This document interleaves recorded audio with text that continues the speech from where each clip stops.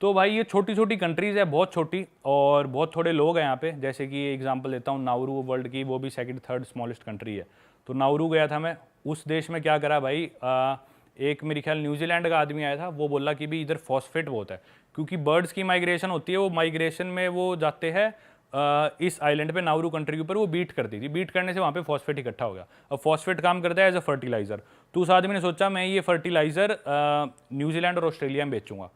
तो उन्होंने एक कंपनी बना दी, सेटअप कर दिया, फार्मर्स को देते थे आधा पैसा 1 टन का रेट, और वो बिकता था ऑस्ट्रेलिया में 200 रुपये 1 टन का रेट, मतलब 200-400 रुपये रेट पे वहाँ पे फॉस्फेट बेचते थे, और वो देश पूरा एक्सप्लॉइट कर दिया। नाउरू जो कंट्री थी वो आज से मतलब 1970s के around, if I am not wrong, exact year में भूल गया, मतलब यूँ मान लो आज से 50 साल पहले दुनिया की सेकंड रिचेस्ट कंट्री थी in terms of per capita GDP. Saudi Arabia number 1, क्योंकि तेल बहुत था उनके पास, कि भी ये कंट्री पूरी जीडीपी ले और पॉपुलेशन से डिवाइड कर दे हर आदमी की इससे कितनी जीडीपी आई, तो सबसे अमीर सेकंड नंबर पे थी नाउरू कंट्री। भाई इतना पैसा आ गया उनके पास, इतना फॉस्फेट मिला, इतना फॉस्फेट एक्सपोर्ट होने लगा, तो ना लोकल जो भी लोग थे पॉलिटिशियंस वो भी उसमें मिल गए, क्योंकि ब्रिटिशर्स और न्यूजीलैंड और ऑस्ट्रेलिया वाले फॉस्फेट निकाल रहे थे।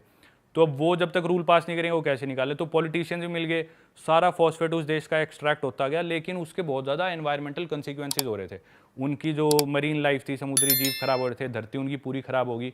अब वहाँ पे लोकली कुछ भी उग नहीं सकता, सब्जी वगैरह कुछ भी हेल्दी खाना नहीं उग सकता उस देश में। छोटा सा देश है वो देश, मैंने पूरा पैदल चल के पार करा था, 21 किलोमीटर की रोड है, 4 घंटे मैंने पूरा देश पैदल चला था।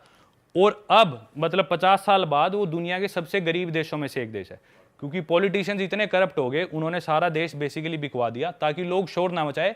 हर इंसान को दे दी सरकारी नौकरी, जिसकी भी एज है सरकारी नौकरी, लोग खुश, भाई सरकारी नौकरी है, हेल्थ केयर बिल्कुल फ्री, एजुकेशन फ्री, कॉलेज के लिए तुम ऑस्ट्रेलिया जाओ सरकार खर्चा देगी, लोग इतने खुश, भाई ड्रीम लाइफ जी रहे, क्या देश है ये तो। पर अंदर ही अंदर वो देश खोखला होता गया। सारी उन्होंने बाहर इन्वेस्ट कर दी, अपनी एयरलाइन बना दी, होटल्स खोल दिए नाउरू वालों ने, नाउरू एयरलाइन बना दी, बाहर अपने स्काई स्क्रैपर्स बना दी और देशों में होटल की चेन खोल दी। पर अंदर से जैसे ही उनका फॉस्फेट खत्म हुआ ये देश बैकआउट कर गए और इनके पास खुद अपना कुछ बचा नहीं। तो भाई अब वहाँ पे ये हाल है, लोग बहुत ही ज़्यादा मोटे हो गए, ओबीज हो गए, क्योंकि हेल्दी खाना कुछ है नहीं, सब पैकेट खाना आता है और उसमें इतनी शुगर, स्वीटनर्स, प्रिजर्वेटिव्स ऑस्ट्रेलिया से। और एक बार सुपरमार्केट में दूध खत्म हो गया ना, लेट से दूध खत्म हो गया, अब अगला स्टॉक आएगा 6 हफ्ते बाद, तो 6 हफ्ते तक उस देश में दूध ही नहीं होएगा, क्योंकि वो कंटेनर्स में आते हैं ऑस्ट्रेलिया और न्यूजीलैंड से सामान, और वो 6 हफ्ते लगते हैं शिप को वहाँ पे आने में। तो इतना बुरा हाल हो गया भाई उस देश में। मैं पैदल चल रहा था ना, ऐसी ऐसी सुपर कार्स, लग्जरी कार सड़क पे खड़ी है, उनके जंग लगा पड़ा है, महंगी गाड़ियाँ, महंगे घर जो दिख रहा है भाई ये लग्जरी घर होगा, उसमें आज से 50 साल पहले जिसमें एसी फिट हो तो कैसा घर होगा भाई। ऐसे ऐसे घर अबैंडन पड़े, जंग लगा हुआ है, उसमें कोई नहीं रह रहा, क्योंकि अब उसमें कोई रहना अफोर्ड नहीं कर सकता, बिजली के पैसे कहाँ से देगा, लोग इतने गरीब हो गए, सब अंदर से खोखला हो गया, नौकरियां सब चलेगी, देश का पैसा होती वो पॉलिटिशियंस कर गए ऑस्ट्रेलिया में शिफ्ट। उन्होंने ब्रिस्बेन में जो भी बड़े बड़े लोग थे अपनी प्रॉपर्टीज बना ली, देश को छोड़ गया। भाई वो देश सड़ने लग रहा है, लोगों की हालत बहुत बुरी है, खाने को कुछ नहीं है, गरीबे मर रहे हैं, वो 10-12 हज़ार उनकी पॉपुलेशन है, बहुत बुरा हाल है उस देश में। ये अंग्रेज ना है ही दीमक की तरह, हाँ कहीं घुस गए तो उसे खा जा देश है साले। हाँ बिल्कुल चूस लेते हैं भाई ये देश को, जूस निकाल लें पूरा। हाँ, पूरा। और फिर भगो अपने देश हाँ, और वो बेचारे शरीफ लोग उनका पागल बना के ले गए। तो ऐसा होता है भाई। ऐसी और देश है एक टुवालू है, वो भी छोटा सा देश है, उससे वर्ल्ड की लीस्ट विजिटेड कंट्री कहा जाता है। वो बस समुद्र के अंदर एक बस सीधा सा देश है, वो किसी भी दिन बड़ी लहर आई वो देश डूब जाएगा। 2 मीटर ऊपर है वो समुद्र से, बस 6 फुट ऊपर है समुद्र से, लोगों के घर समुद्र से, हर चीज़। और 200 मीटर चौड़ा है वो आइलैंड सिर्फ, उनका वाइडेस्ट पॉइंट तो 400 मीटर चौड़ा है सबसे वाइडेस्ट जो है, पर आमतौर पर 100-150 मीटर चौड़ा है समुद्र के बीच में। कोई भी बड़ी लहर आई वो देश बस डूब जाएगा, यूँ समझ लो, सुनामियाँ कुछ आए तो गायब है वो। तो ये हाल है उन देशों का भाई। तो अभी विजिट कर लिए तो कर लिए। एक देश समोआ है, उसके बारे में बताता हूँ। द रॉक सब जानते हैं, रिकी देखते थे हम WWE में, एक उमागा आता था वो जो खाता था, तो ये सारे समोआ के। द रॉक का नाना समोआ का था। तो समोआ कंट्री है वो, उधर का एवरेज वेट एक मेल का 105 किलो है। तो हर आदमी भाई, मतलब मैं एक आम इंडियन से साइज में बड़ा हूँ, पर जब मैं उस देश में लैंड हुए, प्लेन में लैंड हुआ ना, मेरे को यूँ फील होता है मैं एक टूथपिक हूँ भाई। मैं यूं बैठा हुआ आया था, इतने इतने चौड़े लोग भाई, इतने बड़े अलमारी जैसे लोग, सारे लंबे लंबे, बहुत लंबे, 6-6.5 फुट उनकी हाइट, और 105 किलो तो एवरेज वेट है, तो 200-250 किलो तक के भी लोग आराम से दिखते थे, कोई वो बात नहीं थी भाई, बहुत बड़े लोग हैं वो साइज में। तो अभी उनकी वीडियोस बनाई थी, अभी चैनल पे आई नहीं, पर अच्छा एक्सपीरियंस था, बहुत ही अनएक्सप्लोर्ड कंट्री, इधर कोई जाता नहीं, तो काफी अलग एक्सपीरियंस था भाई। सीरिया आप अभी जो आईसिस के बाद गए थे आप? हाँ भाई, 2011 में वहाँ पे सिविल वॉर शुरू हुआ। आईसिस तो एक संगठन है, बहुत सारे संगठन है जो वहाँ पे सिविल वॉर चला हुआ है, पावर में आना चाह रहे हैं। तो मेरे ख्याल कई संगठन है, आईसिस तो उनमें से एक है।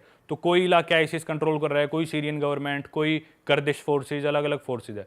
तो भाई हाँ, तभी गया था, सारी चीज़ें बहुत। तो वहां पे तो भाई हमने मूवीज में ही देखा है, किसी भी टाइम फायरिंग हो रही है, किसी भी टाइम बिल्डिंग टूटी हुई है। हाँ, हाँ, आप हाँ। जिस एरिया में गए थे वो भी रिस्क वाला? कोई साबित बिल्डिंग दिखती ही नहीं थी, कोई ऐसी बिल्डिंग है ही नहीं जो मतलब नॉर्मल हो। हर बिल्डिंग में किसी के दरवाजे गायब है, किसी की खिड़कियां गायब है, किसी में वॉश बेसन गायब है, सब टूटा तो हुआ था। आप करने क्या गए थे वहाँ? और आप रुके कहाँ, क्या था भाई उस? एक होटल में रुका था, वो होटल उन्होंने थोड़ा रीबिल्ड कर रखा था, तो उस होटल में रुका और यही देखने गया था भाई लोग कैसे रह रहे हैं अभी भी भाई। और कोई लोगों की कमाई नहीं है, बिल्कुल इतनी गरीबी में रह रहे हैं। मैंने टैक्सी कराई, टैक्सी का किराया था इंडिया के, बहुत सस्ता देश है भाई, इंडिया के 50-60 रुपये मेरा टैक्सी का किराया बना।